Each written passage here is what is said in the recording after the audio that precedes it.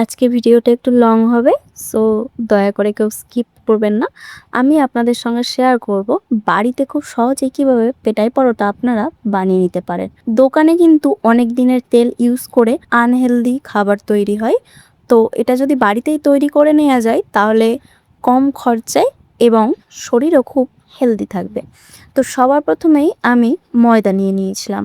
ময়দাটাতে একটু চিনি আর একটু নুন দিয়ে মেখে নিয়েছিলাম। আমি কিন্তু প্রথমে তেল দিইনি, অল্প অল্প জল দিয়ে খুব ভালো করে মেখে নিয়েছিলাম। আমি এখানে প্রায় 5 থেকে 7 মিনিট মতো মেখে নিয়েছিলাম। মাখানোর পরে একটু সাদা তেল দিয়ে খুব ভালো করে আবার একটু মেখে নিয়েছিলাম। আমার ডোটা কতটা নরম হয়েছে আপনারা নিশ্চয়ই দেখতে পেয়েছেন। মাখানো হয়ে যাওয়ার পর আমি ছোট ছোট লেচি কেটে নিয়েছিলাম। আমার তাওয়ার যেরকম সাইজ ছিল আমি সেরকমই সাইজের লেচি কেটে নিয়েছিলাম।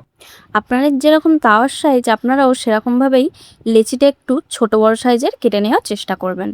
তারপরে আমি ময়দার সাহায্যে বেলে নিয়েছিলাম। আমি এখানে 3টে স্টেপে দেখাবো, তাহলে চলুন দেখে নেওয়া যাক। প্রথমেই আমি রুটির মতো বেলে নিয়েছিলাম, তারপরে একটু সাদা তেল লাগিয়ে আমি উপর থেকে ময়দা ছড়িয়ে দিয়েছিলাম। তারপর ছুরি দিয়ে কেটে আমি একটু রাউন্ড করে ঘুরিয়ে নিয়েছিলাম, নিয়ে একটু চেপে দিয়ে আবার একটু ময়দা দিয়ে খুব পাতলা করে বেলে নিয়েছিলাম। এখানে কিন্তু যত পাতলা করে আপনারা বেলতে পারবেন, পেটানোর সময় পরোটাটা খুব সহজেই ছেড়ে যাবে। পরেরটাও কিন্তু আমি একইভাবে বেলে ময়দা এবং তেল লাগিয়ে দিয়েছিলাম, দিয়ে তারপর একটু চৌকো শেপ দিয়ে নিয়েছিলাম। তারপরেরটা কিন্তু আমি ওই একইভাবে বেলে নিয়ে আর শাড়ির কুঁচি কিংবা গরমের সময় পেপার দিয়ে যে পাখা বানাতাম ছোটবেলায়, ঠিক সেই রকম ভাবে করে নিয়েছিলাম। আমার কিন্তু ওই শেষের পর্যায়ের যে স্টেপটা করেছিলাম আমার ওটা খুব সহজ বলে মনে হয়েছে। আর ওই রকম ভাবে করাতে কিন্তু পরোটাটার লেয়ারটা খুব ভালোভাবে পেটানোর সময় ছেড়ে যাচ্ছিল। এই 3টের মধ্যে আপনাদের যে স্টেপটা খুব সহজ বলে মনে হবে আপনারা সেটাই কিন্তু করে নেবেন। আমি কিন্তু এখানে 3টে স্টেপই দেখিয়ে দিলাম, আপনারা একটু ভালো করে লক্ষ্য করে দেখে নেবেন। সব কাজই করার আগে কিন্তু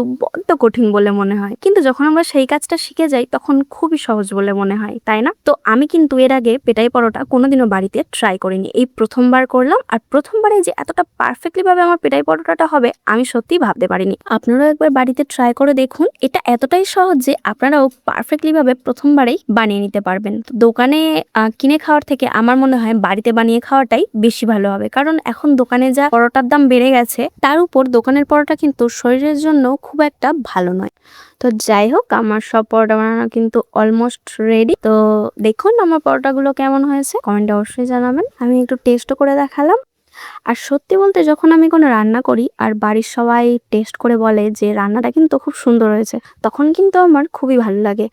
আর সত্যি বলতে যখন এরকম প্রশংসা পাই তখন আমার সেই জিনিসটা করার প্রতি ইচ্ছেটা আরো বেড়ে যায়, আর মনে হয় যে পরের বার এর থেকেও একটু ভালো করার চেষ্টা করব।